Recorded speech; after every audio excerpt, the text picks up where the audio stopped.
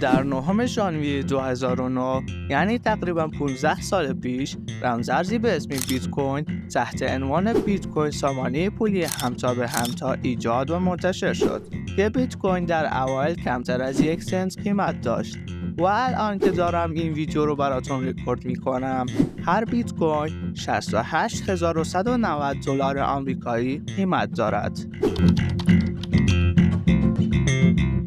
برای کسانی که نمیدونن بیت کوین چیه، بیت کوین یک ارز دیجیتال غیر متمرکز بدون بانک مرکزی یا مدیریت واحد است که میتواند بدون نیاز به واسطه از طریق شبکه بیت کوین به صورت همتا به همتا ارسال شود که این بیت کوین ها در کیف های پولی دیجیتال جمع و نگهداری می شوند و زمانی که از یک کیف پول به کیف پول دیگر بیت کوین ارسال میشه، در این صورت نیازی به واسطه ها، بانک ها و دولت ها وجود نداره. بیت کوین توسط شخصی یا گروهی ناشناسی به اسم ساتوشی ناکاموتو اختراع شد که بعدها در سال 2016 این آقا کریگ رایت استرالیایی ادعا کرد که خودش سازنده بیت کوین هست و بعدها خبرگزاری نیوزویک یک پیرمرد 64 ساله آمریکایی دوریان رو به حیث سازنده بیت کوین معرفی کرد که این پیرمرد 64 ساله همه گزارش ها رو انکار و گفت که هیچ ربطی با بیت کوین نداره و البته بعدها از خبرگزاری نیوزویک به علت زیر و رو شدن زندگیش شکایت کرد. خیلی ها به این باورند که سازنده بیت کوین یک شخص نیست، بلکه بیت کوین محصول از یک گروه برنامه‌نویسی بزرگ است. لطفاً شما هم نظر بدین. باید اینو بدونین که بیت کوین سقف داره و تنها 21 میلیون بیت کوین در جهان وجود خواهد داشت و کارشناسان تخمین میزنن که تا سال 2140 پروسه استخراج بیت کوین تمام خواهد شد و فعلا 900 تا بیت کوین همه روز استخراج میشه.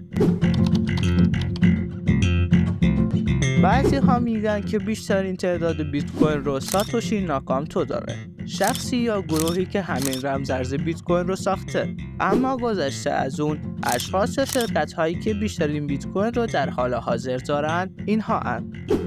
برادران وینکلووس 70,000 تا بیت کوین، شرکت رمز ارز تتر که خودش هم یه رمز ارز 67,000 تا بیت کوین، تیم دریپر تجار و سرمایه‌گذار مشهور آمریکا 30,000 تا بیت کوین، مایکل سیلور بازیگر سینما 17,700 تا بیت کوین، شرکت خودروسازی ایلان ماسک تسلا 9,700 تا بیت کوین و جک دورسی مؤسس توییتر 8,038 تا بیت کوین داره. و البته اینم بگیم که 10,500,000 تا بیت کوین هم زیر دست و بال مردم عامن و تا الان هیچ کشوری به جز السالوادور بیت کوین رو به عنوان پول رسمی نشناخته است. در اردیبهشت سال 1397 بانک مرکزی جمهوری اسلامی ایران اعلام کرد که به کارگیری بیت کوین و رمز ارزهای مجازی دیگر در همه مراکز پولی و مالی ممنوع است و به علت اعمال تحریم‌های شدید فعالیت کاربران ایرانی به شدت محدود و بسیاری از دارایی‌هایشان مسدود گردید.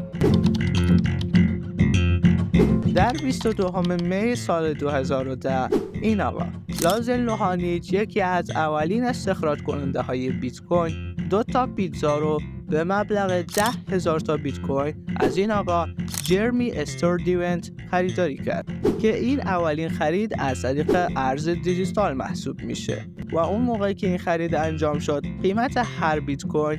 $100 بود که اگه بخواهیم به نرخ امروزی اون بیت کوین ها رو حسابش کنیم چیز حدود $650 میلیون آمریکا میشه و به خاطر همین طرفداران رمز ارز بیت کوین این روز رو به نام روز پیتزای بیت کوین یاد میکنن. مصرف بالای انرژی برق توسط شبکه بیت کوین مسئله‌ایه که همیشه مورد بحث بوده و شبکه بیت کوین رو با انتقادها روبرو ساخته. بر اساس گزارش نشریه دیجیکونومیست، میزان تخمینی برق مصرف شده توسط شبکه بیت کوین برابر است با میانگین مصرف برق کشور ایرلند. طوری که قبلا هم گفتیم، استخراج بیت کوین باعث مصرف بالای انرژی می شود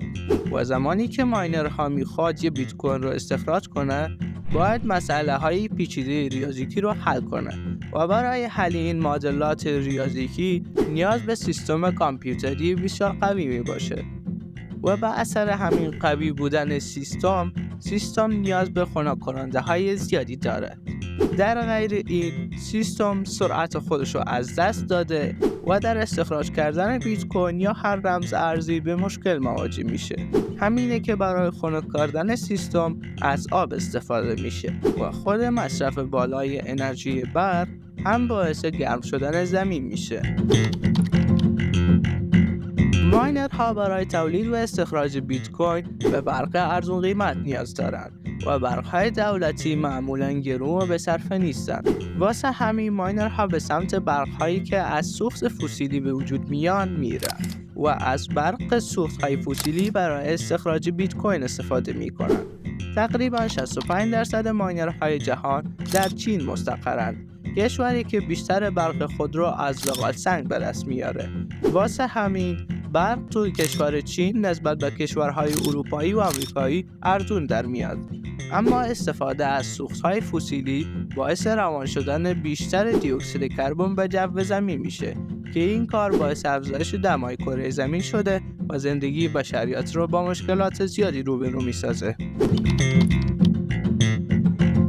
زمانی که بیت کوین به وجود اومد و جهانی شد، در این زمان بود که دارک وب هم وارد مرحله جدیدی شد، چرا که بعد از به وجود اومدن بیت کوین تمام معاملات دارک وب به رمز ارز تبدیل شد که در این صورت هویت طرفین برای همیشه مخفی میمانه.